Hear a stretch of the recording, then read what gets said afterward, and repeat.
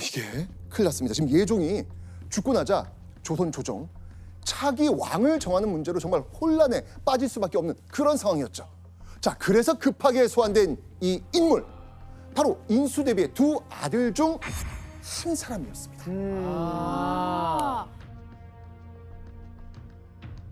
누구였을까요?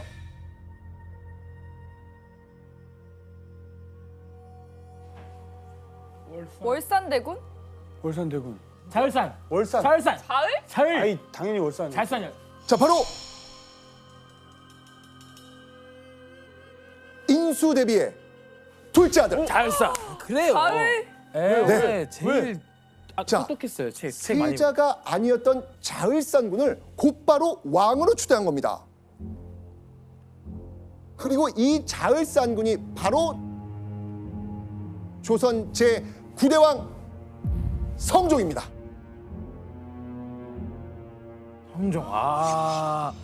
이렇게 첫 번째 퍼즐이 맞춰지는군요. 자, 그럼 이제 질문들이 있지 않아요? 예. 네. 왜? 월산대군 예. 아니에요.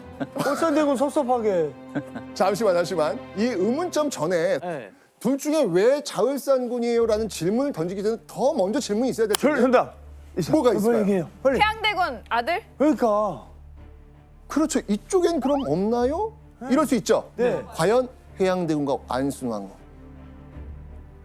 이 사이엔 아들이 없었을까요?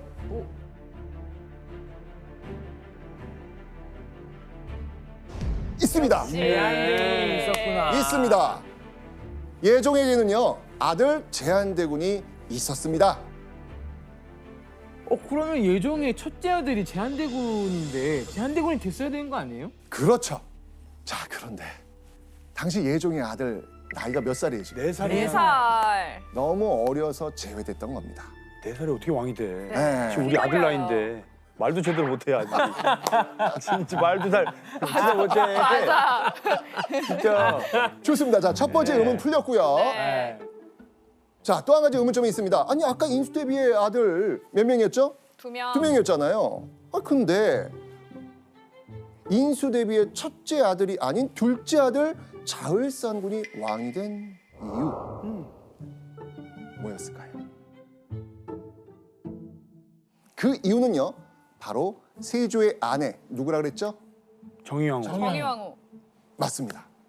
왕실의 최고 어르신 정의왕후의 선택이었습니다. 이 정의왕후가 이 자을산군 성종을 강력하게 지지했거든요. 왜 그랬을까? 이유가 있습니다.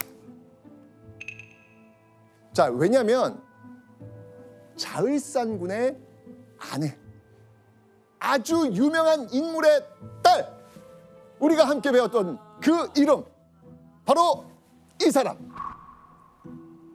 한 명의. 명의 압구정. 한 명의. 예.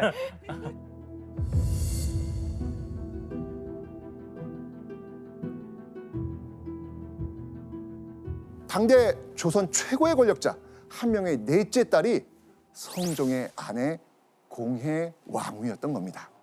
한 명의 딸이었구나. 한 명의 딸. 이제 퍼즐이 맞춰지시죠? 많이 맞춰졌어요. 두 사람은요, 성종이 왕이 되기 2년 전에 이미 결혼했거든요. 결국 인수대비와 한명회는 사돈지간이었던 겁니다.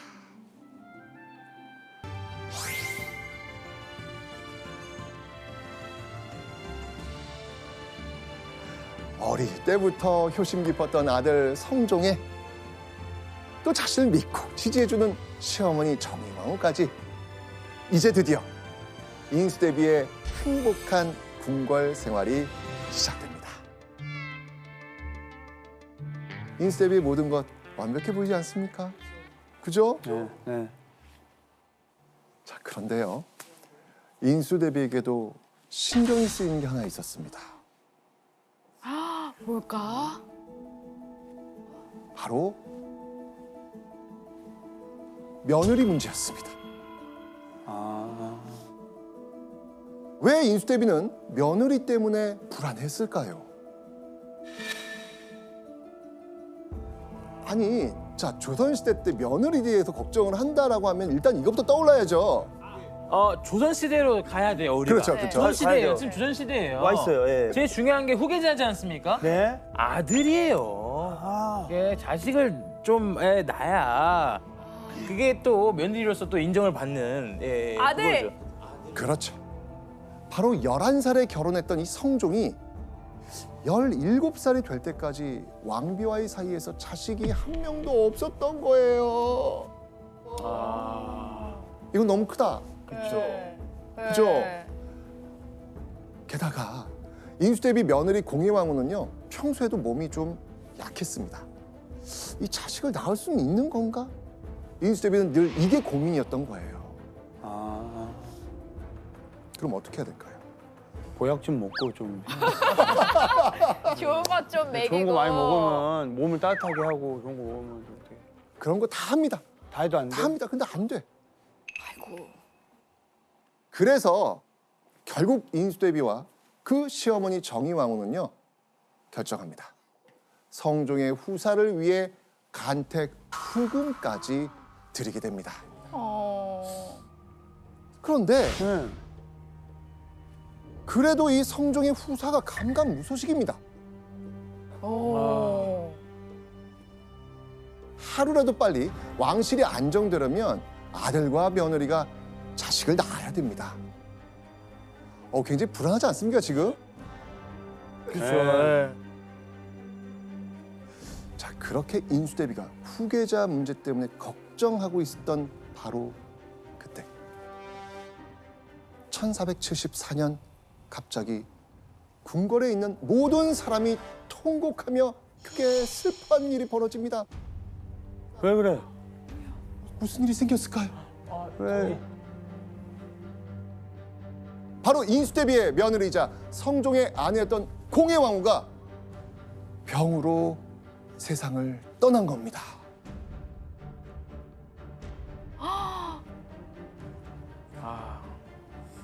자, 그런데 지금 슬퍼할 지금 정신도 없어요, 지금요. 왜? 제일 중요한 거 바로 비어 있는 중전의 자리를 이거 두고 볼 수 없잖아요. 네. 그래서 인수대비는 자신의 두 번째 며느리를 찾는 과정에 매우 적극적입니다.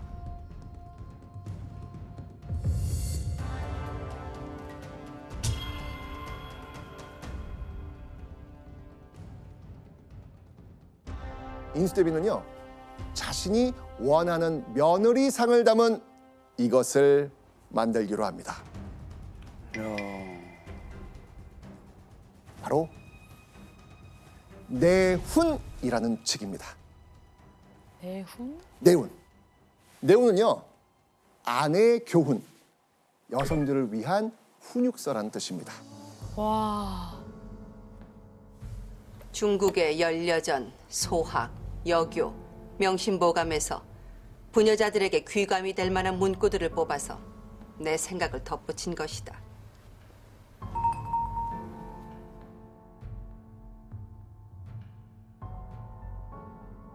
자, 그리고 인수대비는요, 이 내훈을 쓰면서요, 최초라는 타이틀을 얻게 됩니다. 조선 왕실 최초로 책을 쓴 여성 저술가라는 거죠. 와.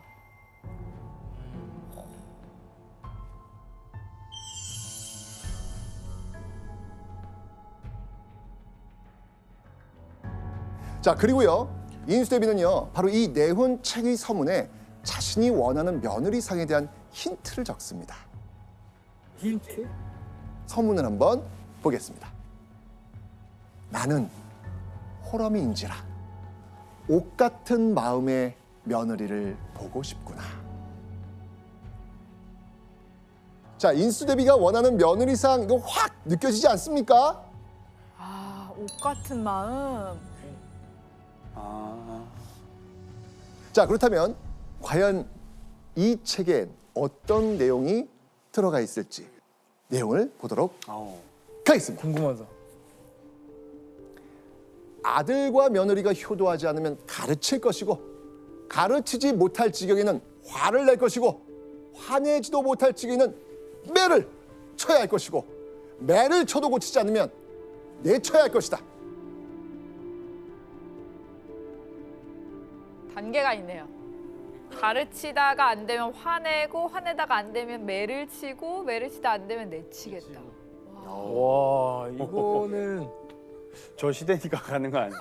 예. 그렇죠. 유교적 여성상에 누구보다 충실히 하려고 하다 보니까 인수대비가 지은 내우는 지금 시대의 가치관에는 너무나도 동떨어진 그런 부분이 분명히 있습니다. 확실한 거는요, 인수대비는 그 누구보다 확고한 며느리상이 있는 시어머니였다는 겁니다. 중자한 윤 씨에게는요, 모셔야 할 시어머니가 3명이나 있었던 셈입니다. 저 솔직히 말씀드리면 제가 며느리 입장이라면 아, 힘들어요. 숨이 막힐 것 같아요. 그래요. 힘들지. 시어머니가 지금 3명인데. 예. 그렇다면요, 깐깐한 시어머니 인수대비를 비롯한 왕실의 3대비, 이 3명의 3대비가 수구윤 씨를 중전으로 선택한 이유는 과연 무엇이었을까요?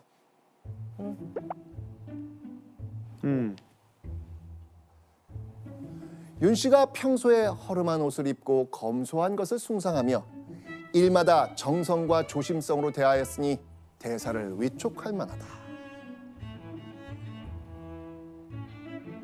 와 이거는 정숙하고 근면한 데다 몸가짐은 겸손하고 공경하였기 때문에 충전의 자리에 올릴 만하다라고 이야기한 것이죠. 아 선생님. 네. 그럼 윤 씨가 어른을 좀 잘 공경해가지고 이렇게 왕비가 된 건가요? 그것 말고도 결정적 이유가 있었습니다. 어떤 거지? 어른을 잘 공경하고 잠깐만. 어. 그 당시에 면접을 볼 때 이미 아이가 있었던 게 아닐까요? 맞습니다. 맞습니다. 자, 사실 와. 수구이 윤 씨가 성종의 아이를 임신하고 있었거든요. 아, 자, 분명히 얘기했습니다. 지금 즉위한 후 7년 때 자식 소식이 있다 없다? 없다. 없는데 그 성종의 첫 아이 소식이 아. 수구이 윤 씨의 뱃속에서 나오게 되었던 것이죠. 야, 와. 그렇게 중요하구나. 타이밍이. 그렇죠. 자, 아이를 임신하고 있던 수구윤 씨 결국 중전이 되었고요. 그 후 4개월 만인 1476년 11월 7일 아들을 낳습니다. 아. 자, 드디어 생각해 보세요. 본격적인 정치를 시작한 성종? 그런데 그런 시기에 첫 세자의 탄생. 와. 내가 기쁠 수밖에 없잖아요. 그죠?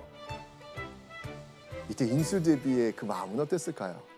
좀 안도했을 것 같아요. 안도 정도겠습니까? 이거는 그렇죠. 이거는 진짜- 이제야 자리 잡았다. 네, 그러니까요. 우리 성종 자리 잡았다. 이거. 그 기쁨이 대단했을 겁니다. 그런데 말입니다. 그로부터 5개월 후 그렇게 예쁜 인수대비의 며느리 중전 윤 씨에게 누군가가 깜짝 놀랄 만한 말을 합니다. 대체 어떤 말이었을까요? 어떤 말을? 예원 씨 한번 읽어주시죠. 내가 당초에 사람을 분명하게 알아보지 못한 것을 부끄럽게 생각한다. 이게 무슨 말일까요? 뭔가 잘못된 판단을 한 거예요.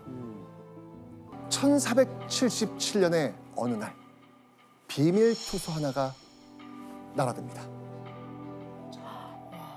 편지의 내용은요, 바로 후궁인 소영정 씨와 수구이 엄 씨가 중전 윤 씨와 갓 태어난 원자를 해치려 한다는 내용이었습니다.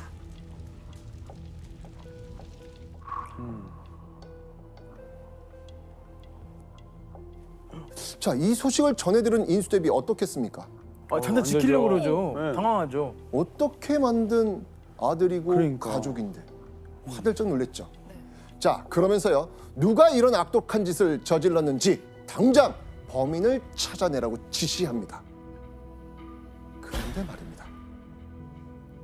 며칠 후 사건을 조사하던 왕실 어르신들은 범인이 밝혀지자 큰 충격에 빠집니다. 누가 본 과연 거야? 그 범인은 누구였을까요? 투서의 범인은 바로 중전 윤 씨였습니다. 본인이라고요? 네, 왜? 중전 윤 씨가 자신의 중전 자리가 불안한 나머지 자작극을 벌였던 겁니다. 진짜? 사실 이 중전 윤 씨가 이 아이를 출산하는 동안 성종은 다른 후궁들을 많이 아끼는 상태였습니다. 그런데 그 후궁 중 한 명이었던 소용정 씨가 임신했다는 소식을 듣게 된 거예요. 불안하죠. 예. 밀릴 수도 있겠다. 그러니까. 그러니까요. 급기야 이 중전 윤 씨는요, 성종이 아꼈던 후궁 정 씨와 엄 씨를 몰아내려고 합니다. 그래서 중전 윤 씨가 준비한 계획, 자작극. 아, 후궁을 향한 질투심과 자신의 자리를 뺏길지 모른다는 그 불안감, 들을 수 있잖아요. 자, 그런데요, 이 중전 윤 씨의 이 충격적 기행은 여기서 끝난 게 아니었습니다. 아, 이 무렵 중전 윤 씨의 방에서 절대 나와서는 안 될 아주 충격적인 물건이 발견됩니다. 대체 무엇이었을지 한번 보시죠.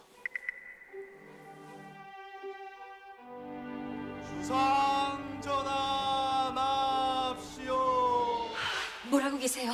어서 숨기지 않고요. 뭐예요? 아, 비켜보세요. 뭐라고 계십니까?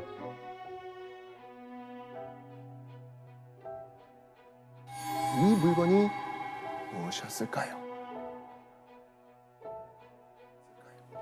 아까 무슨 뭐 종이 같은 거 꾸겨진 것 같아서 약간 부적? 미신. 미신. 바로 독약의 일종인 비상을 넣은 주머니와 남에게 저주를 행하는 책인 방향서가 발견된 겁니다.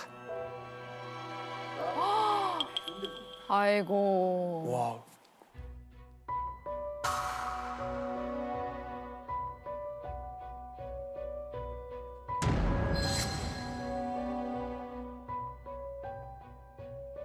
성종이 다른 후궁에 대한 관심과 사랑들이 이제 점점 커져가고 있었고, 심지어 다른 후궁이 이제 임신까지 하게 되니까 혹시라도 이 중전의 위치에서 쫓겨나는 것을 아니까 불안감이 커진 거죠.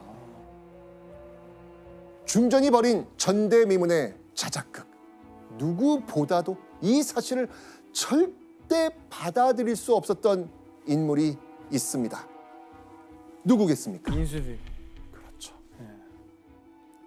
바로 바로 시어머니 인수대비였습니다.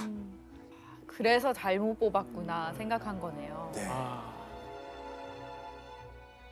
고르고 골라 며느리를 들였다고 생각했는데 그 며느리가 이런 대형 사고를 쳤으니 인수대비를 비롯한 왕실 어르신의 눈에 중전 윤 씨 당연히 예쁘게 보일 리 없습니다.